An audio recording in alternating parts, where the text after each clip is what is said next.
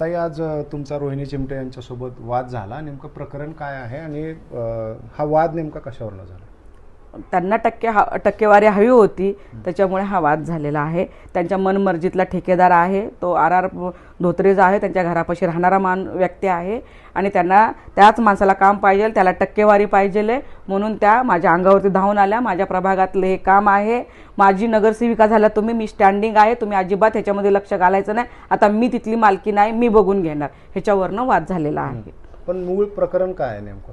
त्यांना वसतिगृह होऊ द्यायचं नाहीये. वसतिगृह कुठे? टक्केवारी, त्यांचं मूळ प्रकरण म्हणजे टक्केवारी. नेमकं काय, कधीपासून त्याचं काम? 2018 पासून. काय स्टेटस? 2018 पासून त्याचं काम चालू आहे. 4 मजले आता बांधकाम पूर्ण झालेलं आहे, पाणी टाकीचं वगैरे काम झालेलं आहे आणि आता जे उर्वरित काम आहे, कलर असेल, लाईट असेल, बेड असतील, कपाटा असतील, समोरचं भिंत बांधून असेल किंवा तिथलं समोरचं ग्राउंड वगैरे व्यवस्थित करणं असेल, ह्या अजून एक कामं नळ फिटिंग करणं असेल, अशी कामं बरीचशी आहेत तिथं. त्या कामाचं 3 कोटीचं म्हणजे 2,20,00,000चं GST वगैरे कट होऊन कोटी ह्याचं काम लागलेलं आहे. त्याच्याच मर्जीतलं त्यांनी तो ठेकेदार बसवलेला आहे आणि त्यांचं ते टक्केवारीसाठी त्याच्यासाठी तिथं येऊन त्या पाठपुरावा करत आहेत.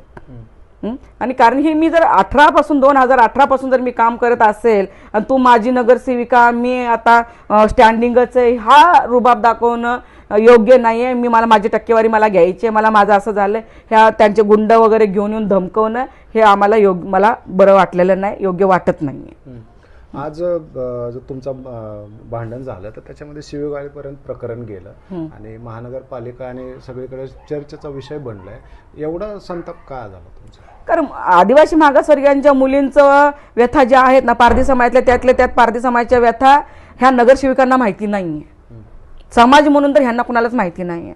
प्रत्यक्षात समाजामध्ये जाऊन जेव्हा ह्या काम करतील ना, पालापाडामध्ये जाऊन जेव्हा ह्या काम करतील ना, जेव्हा मुलीवरती, महिलांवरती अन्याय अत्याचार होतो, त्यांच्यावर बलात्कार होतो, त्यांना शिक्षणापासून वंचित ठेवलं जातं, हे जर त्यांना माहिती राहिलं असतं तर त्यांनी टक्केवारीची भाषा केलीच नसते. ह्याच्यावरनं वाद पेटलेला आहे. बरं, आता तुमचं काय पक्षश्रेष्ठींशी बोलणं झालंय का? तुम्ही याच्याबाबत तक्रार करणार आहेत का? मी पक्षश्रेष्ठीकडे तक्रार करणार आहे.